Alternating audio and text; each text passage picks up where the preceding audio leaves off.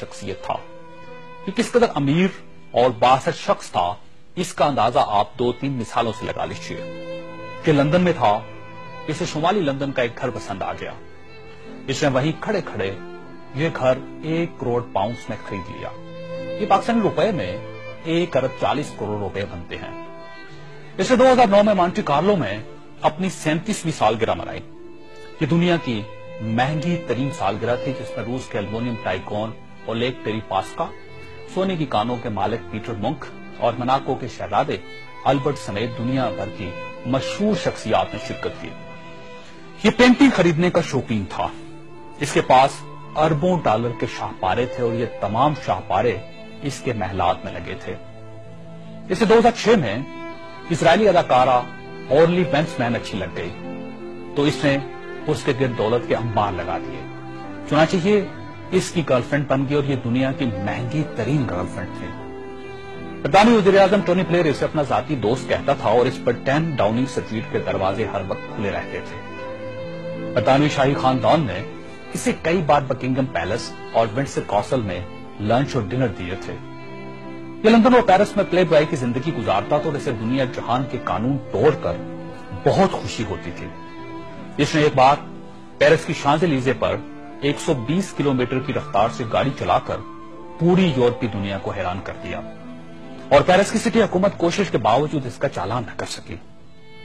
یہ لیبیا کی investment authority کا سربراہ بھی تھا اور یہ اتھارٹی دنیا کے کسی بھی ملک میں کسی بھی وقت 10 بلین ڈالر تک کی سرمایہ کاری کر سکتی تھی اور یہ ایک بہت بڑا استحقاق تھا.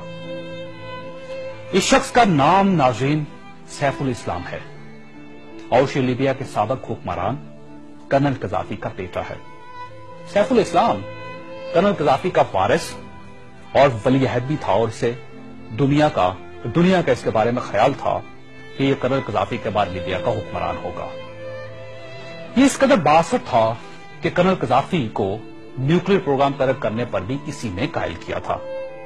اس نے بلغاریہ کے اس میڈیکل گروپ کو چھڑوانے میں بھی بڑی مدد کی تھی جس پر بچوں کو ایڈز کے ٹیکے لگانے کا الزام تھا. برلن نائٹ کلب اور لاکھ روبی دھماکے کے متاثرین کو معاوضہ بھی اسی کے حکم سے جاری ہوا تھا. اب میں آپ کو اس کی تازہ ترین تصویریں دکھانا چاہتا ہوں. یہ سیف الاسلام 3 ماہ پہلے لیبیا کے چھوٹے سے قصبے اباری میں چھپ گیا. یہ 2 دن پہلے 19 نومبر کو قصبے کے ایک ایسے کمرے سے برآمد ہوا جس میں باتھ روم تک نہیں تھا اور یہ بدبودار پرانے کمبل میں لپٹا تھا. اس کی انگلیوں پر پلستر چڑھا ہوا تھا اور یہ پلستر بھی اس نے خود چڑھایا تھا کیونکہ اسے ڈاکٹر تک کی سہولت حاصل نہیں تھی. یہ سیف الاسلام اس وقت لیبیا کی موجودہ حکومت کے قبضے میں ہے اور پوری دنیا میں کوئی شخص اس شخص کو پناہ دینے کے لیے تیار نہیں جو 3 ماہ پہلے تک ملکہ برطانیہ کا شاہی مہمان بنتا تھا اور ٹونی بلیئر اسے مائی فرینڈ کہتا تھا اور پیرس کی کمپنیاں اس کے لیے خصوصی خوشبو ایجاد کرتی تھی. یہ ہے سوال اور یہ تصویر دنیا کے ان تمام حکمرانوں اور ان کے خاندانوں کے لیے عبرت کا سبق ہے جو اقتدار کو سب کچھ سمجھ لیتے ہیں اور جو اس زون میں مبتلا ہو جاتے ہیں کہ ان کے اقتدار کا درخت ہمیشہ سبز رہے گا. یہ تصویر دنیا بھر کے حکمرانوں سے چیخ چیخ کر کہہ رہی ہے کہ جو حکمران عوام کا اعتماد کھو دیتے ہیں ان کا یہ انجام ہوتا ہے.